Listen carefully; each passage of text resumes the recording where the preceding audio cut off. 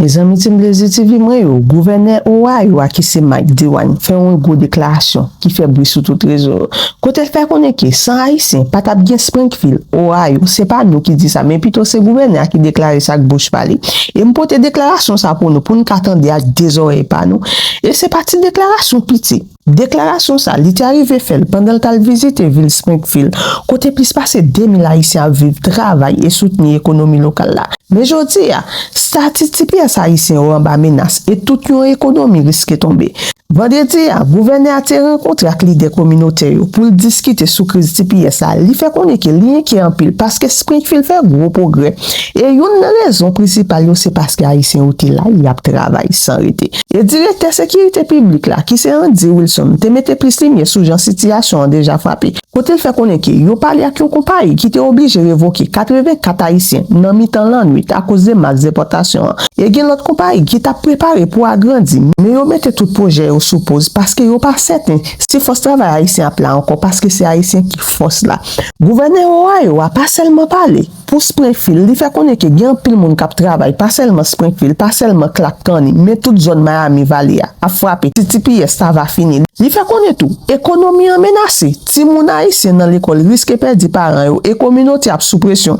Gouvènè a pas suspendre là. Il fait connaître que TPS ka mette pression sous sécurité publique. Gouvènè a reconnaître ça. Sans haïtien pas gain économie. Il fait connaître que c'est haïtien qui fait Ohio. Mais je dis à gouvernement fédéral la mette TPS en bas pression. Ça veut dire milliers haïtiens qui perdre travail yo, famille qui krasé et ti moun qui arrêté sans soin et en pile parents a quitté pays a. En pile papa qui ak petit yo. C'est tout pour Spanish yo, juste pour massacre déportation qu'a fait là parce que yo père l'inscrit petit yo l'école pour ne pas mettre maintenant pas de casse yo. Mais si me TV moi te porter déclaration pour nous, j'aime te dire nous c'est ça fait parfois plus parler dans vidéo ça parce que déclaration ça li vraiment intéressant, li important pour nous entendre avec des oreilles. Entendez.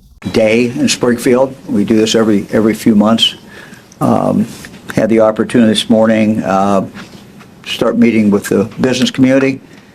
From there, we went to Rocking Horse Health Center, and here, of course, to St. Vincent de Paul. Also had the opportunity to meet with the mayor for lunch. So just really tried to get an update on really what is going on. With me today is 𝐁𝐿𝐘-𝐓𝐕, who heads up our children's and youth department, as well as Andy Wilson, who of course is from Springfield, former prosecutor, but also he has now been for some time my director of public safety. I think the community continues to do an excellent job in managing everything that's going on in the community. I think it's been good leadership. A lot of people from the faith-based communities are directly involved. We continue to offer help and give some help. Several things that we have worked on in the past. Number one, of most importance, frankly, was the medical situation and the health situation. Anytime you have a surge of population over a few-year period of time, we saw a medical care as being stretched, but that has certainly stabilized. And I think the one word I would use to describe Springfield today is stable. A lot of people have worked very, very hard. Our goal has been to provide help when we could, and really try to provide help for the entire community and for everyone who lives here. The driver safety issue continues to stabilize. We continue to provide help in regard to driver's education and driver's training, so that continues, I think, to go well. Maybe a little report on the meeting with the business community this morning, because this is the community that is obviously employing a number of Haitians. We had on June 12th a change in status for some people. We use the term parole. That is not the term that we, as we use it normally in the criminal justice system. It has really nothing to do with that. But it is a designation of certain people who were in the United States from other countries. We've had that change, as you know, on June 12th. And so what happened then is the people who came under that label, companies were no longer legally allowed to employ them. And so you had some people then on that particular day who lost their jobs. We've seen as a result of that certainly an increase in requests for charitable care that the community has responded very well to. We've also saw a slow uptick, but a rather steady uptick in uncompensated care at the hospital. So those are kind of two things that were brought out today in the conversations that we had. Looking to the future, employers were very focused on the September 2nd date, which is the date that is set for the TPS now to expire. There's, of course, a caveat connected with that because there was a court case out of New York, and frankly, it's not clear exactly what impact that's going to have. But I think it's safe, unless something changes, to assume that either the first part of September or the first part of February, a lot of the people who are employed here in not just in Springfield, not just in Clark County, but frankly in the whole region, will no longer be legally allowed to be employed, which will mean when that date hits, whatever that day is, again, whether it's in September or whether it's in February, there's going to be a massive layoff here in the Miami Valley of Haitians. And anybody else who might have that TPS label. And that will obviously cause some significant challenges for the community. You'll have a lot of people, large number of people who are unemployed instantly. So that again is something that people that we talk with today are concerned about, and we're working with them. Again, this was really kind of a opportunity for Fran and for me and for my team who is here, just to get updated directly by people who are involved, people who know what's going on as we look towards the future. Again, our goal remains the same. Our goal is to help the people who live in Springfield and the people who live in Clark County, and that will remain our goal. Happy to respond to any questions. Give a few examples, Governor, of companies that tend to employ a lot of Haitian immigrants. We've just seen from previous reporting, McGregor Metal, Dole, GoPray. You have a handful of you got the same list I've got, probably. Yeah, those are all three were represented there this morning. There's a couple more, but we continue to talk really to kind of the same people. And again, the caveat that I put in there is we know that there are a lot of people who have lived in Springfield, Haitians who don't work in Springfield. They work somewhere else. And so that's why I said the Miami Valley, it certainly is in this whole area there are people. But, once that TPS changes, that ability of them to be here because of TPS, once that's removed, no matter where they're working, those employers are not going to be able to employ them. And so that was really the discussion that we had today, that it's coming. We assume it's coming. We don't know really for sure what date. The date, I think that, is certainly on the calendar, September, early September, but we don't know ultimately where that court case is going to be appealed, what's going to happen. But employers have to be looking at that, and they're looking at a rather dramatic drop. We talked to one company that's getting ready to expand by 250 to 300 employees. And for them, this is going to be a huge challenge for them to be able to make that. This is an auto parts company, and these auto companies now, and for some time, have operate on a pretty quick turnover or in regard to parts coming in. I mean, it's real time. So, there's a real concern that was expressed in the meeting this morning about that company in particular, their ability to get the employees that they need to be able to continue to expand and do what they want to do and what they need to do. So, I'm concerned, and again, this is really nothing new. I'm concerned about the economic impact on Clark County, Springfield, Clark County, and the Miami Valley, and this whole part of the state. That's a massive change. If all those individuals one day no longer can work in those companies, and those companies can no longer employ them, and they have to go out and then try to figure out how they go from there. So are they broadly expressing to you concerns about expansion and operation challenges that come with losing that size of their workforce, these business owners? They're expressing to me concern about, suddenly losing a large number of their employees. One company in particular was talking about a rather large uptick in employees, 250 to 300, a very big expansion, and their concern was in regard to that big expansion, whether they would be able to fill those jobs then.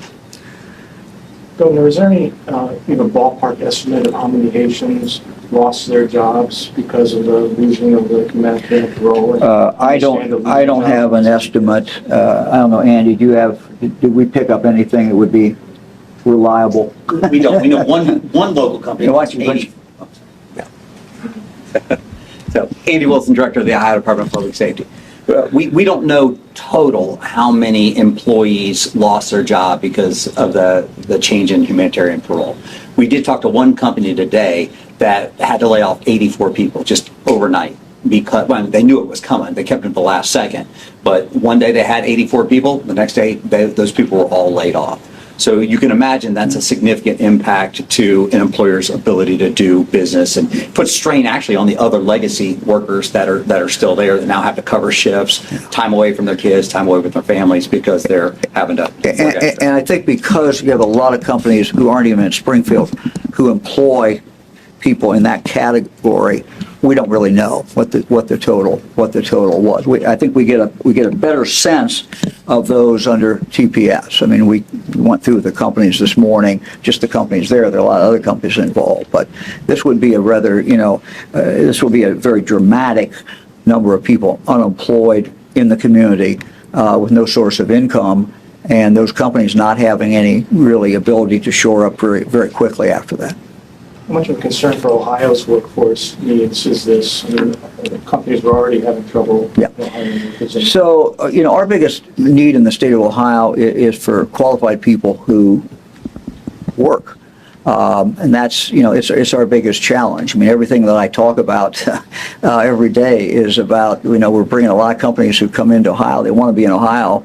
A lot of manufacturing companies are coming. We're just excited about what we're seeing. Our job is just to make sure that we have enough people to fill those jobs every single day. So it's a big challenge. It's a big challenge statewide. And if you pull all these people out of Springfield and out of Clark County in this region overnight, if you pull them out in the sense of you take them away from working those jobs, it's a huge number of jobs that there will be there to fill, just a huge, huge number. And it's going to have it's going to be very impactful on the economy of this region. And it's not going to be good.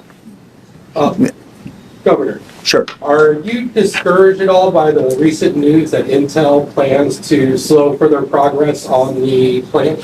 Yeah, I talked yesterday to the new president. We had a very, very good conversation. He was optimistic about the future of Intel. He was optimistic about Intel in the state of Ohio. He and I talked about when we would have the opportunity to meet. He said he's coming out here sometime, and he invited me out to their main headquarters to come out. So I hope to talk to him again in person, in the next several months. But he was, the conversation I had with him, video, was frankly optimistic. I mean, he is describe the situation of the company. It's been reported by a whole bunch of people, but, he was optimistic about the future and the future of frankly, of the Ohio site. So, Is the state, if they have to, prepared to claw back money from Intel if they miss deadlines? Sure, With their end of the bargain with? we always do Jobs Ohio or our Department of Development, when we cut a deal, it's always based upon the number of employees by a certain date. And so we enforce that against every company. So this would be no exception. Any concerns this latest slowdown in construction jeopardizes that project in New Orleans? Well, I think what's really you have to look at it, things that are frankly beyond our control in Ohio, and that is the state of the industry, and how well Intel is doing in selling their product. And it was pretty clear to me that the new CEO is a pretty good salesman, and he's outselling. I think that's what he's been focused on, frankly, since he took the office, and that's at least the impression I got. So, yeah. The Haiti governor, you obviously know Haiti well. Are conditions improved there enough for the folks who are losing their jobs to go back to Haiti, or what's your understanding of what these folks are doing when they're losing their jobs? Well, as you know, Fran and I visited Haiti 20-some times. We've not been there, though, for, I guess, 4 years? 6 years. Yeah, since really at the beginning of the pandemic. So we've not been there personally for a while. But, we certainly know people. I talked to their ambassador, a couple weeks ago about the situation down there, their ambassador to the United States, Haiti's. And of course, as you know, we work with a Catholic priest down there. And look, I mean, the situation is horrible. As long as Fran and I've been going there, it's never been good, but it's worse than it's ever been. It is a violent, the gangs run the country, basically, or a good part of the country. The port at Port-au-Prince, the airport, the last I looked, was still closed. Now, maybe it's open, but it was closed because the gangs were shooting at the planes as they came in. Very understandably, no pilot wants to fly in there and be shot at. The gangs literally run different regions of the country. It is a place of now extreme violence, very peaceful people, but the gangs themselves wreak havoc on the community. So it's a very, very dangerous country today. I mean, it's a country that if you look, all you have to do is look at the State Department's own list, pull it up and see what they say about Haiti, and it gives you a pretty good indication. It's not a place that, the State Department's going to recommend anybody travel to, certainly. Governor, at some point today, were there any potential solutions thrown out to any of these issues, or was today really just about recognizing and identifying concerns? No, I think today was, frankly, gave my team, Fran and myself, an opportunity to talk with people who are on the front line, who are trying to manage the situation, who are trying to keep the community stable, who are trying to help people who need help, who are trying to keep families together. I think that's one of the big, messages today is we have to do everything we can to keep families together and help them, whether that is from the medical point of view, which is very, very, very important, or from many other aspects. So it's how we can help Springfield. And it gave us, I think, a much better or more up-to-date, I should say, read on what exactly is going on in Springfield and what needs to be done. So, I'm always someone who thinks that, going back to when I was a county prosecutor in Greene County, I wanted to get out and see what was going on. I want to talk to people who were really on the scene. That's simply what we were doing today. How can the state help, Governor, here? We can continue to make sure, frankly, in the health area, that we are doing what we need to do. We also, frankly, have some concerns. I don't want to be an alarmist, and I'm not. But, we do have to look at the situation about Asian children, U.S. citizens, if parents are quickly taken out of the country and quickly taken So that's one of the discussions that we were involved in today. What do we do if we have children who are left here, and how do we work on that? But one of the reasons I asked Kara to be here is because that's her area. So again, everything is local. As you know, in Ohio, our children's services are local, but we stand to help them, and we want to. So we just want to be prepared for whatever is going to happen, whether it is, coming up in September or whether it's going to come up in February. We want to be as prepared as we can for that. I want to ask about children. Any reports, Governor, of ICE action or other enforcement to deport their Haitians who are losing their jobs? No, I think I have nothing on that. We are in touch with ICE. We're not aware of that. I mean, the next thing that naturally happens is the employers simply won't be able to employ people. So I mean, that's where you're going to see the big change. When one day, whatever that day is, they can't employ these individuals, and then they're unemployed.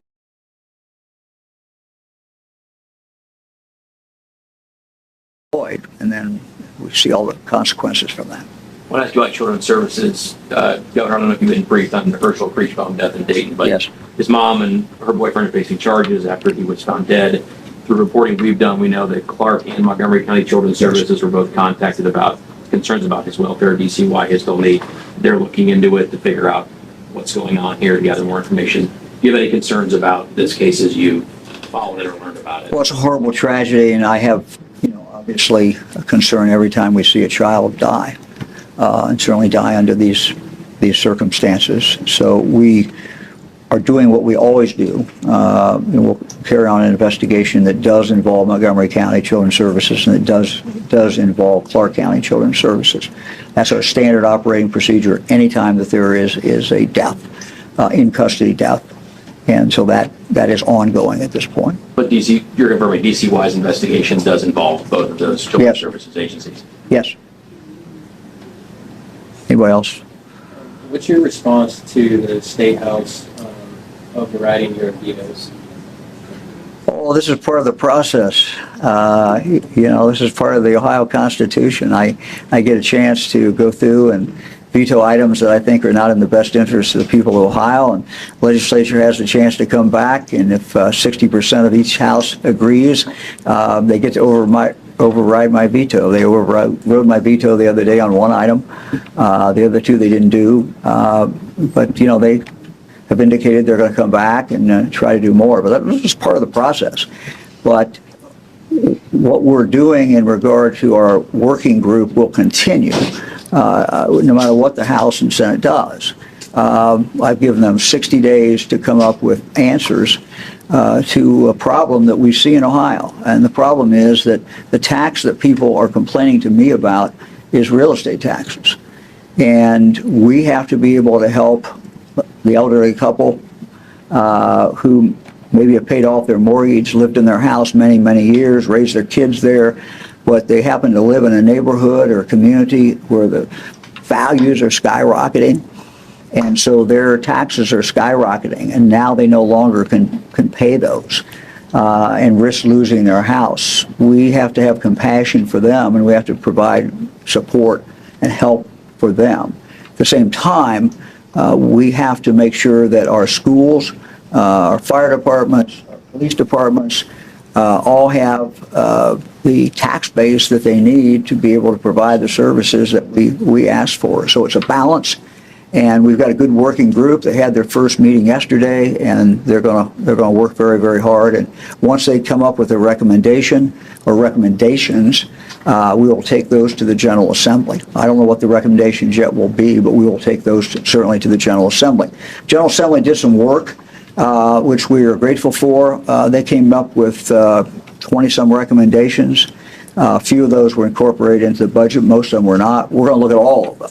I've asked the working group to look at every single one of these to make a decision about, is that a good idea? Can that be incorporated? What can we learn from that working group that they had and they put together? Time for one more question. Anybody else? Sure. Andy previously had said, the state's willing to work with Springfield with the gun violence, and I think this past week there was another homicide. So just seeing if there's any assistance the state is providing with Springfield gun violence. Yeah, I'm going to ask Andy to come up here. Look, we are very concerned about gun violence. Not just in Springfield, we're concerned about many of our cities across the state of Ohio, and we have in several of our last budgets provided a lot of money to focus on those communities. But we also can come in with the Highway Patrol and come in for a limited period of time and kind of surge in and provide some specific help. Andy, you want to update everybody on that, on Springfield specifically? First of all, it starts with relationships. And I think what you're seeing right now is the Clark County Sheriff's Office, the Springfield Police Division, and the local post of the Ohio State Highway Patrol working collaboratively in a way probably better than I've ever seen in my career. So you're seeing that they assist each other, they support each other, they kind of know who the players are in the violent crime situation, because what we know for sure is a lot of times in your community, it's a very small percentage of the community that is carrying guns and using those guns to commit violent crime. And if you can get those folks out of your community, to focus on those folks, get them out of your community, you will disproportionately reduce your gun crime. So we're all working together to identify who the players are and get them out. We have offered up the Highway Patrol and our aviation unit, our Ohio investigative unit, to come in and do some surge operations like the governor talked about. They're very successful in other parts of the state, Cleveland, we do them in Dayton, where we all work together in the high crime, high violent crime areas and really kind of get those guns and get those shooters off of the streets. We also have talked about providing some analytical support to the Springfield Police Division, cutting loose one of our analysts from the Narcotics Intelligence Center. We have drug-facilitated violent crime analysts to come in and really kind of proactively identify who's involved in the violent crime in the areas and the kind of root causes for some of these violent crimes. Because a lot of times it's just it's an argument between a couple different groups, a couple different kids that flares up into shootings back and forth and retaliation. So we know that a lot of times those analysts are kind of worth their weight in gold in helping the local officers and detectives get out in the street and kind of apprehend some of these folks. So we have made all of those resources available, and I think you're going to see in the next couple of weeks us continue to leverage those into this community on actual operations. Anybody else?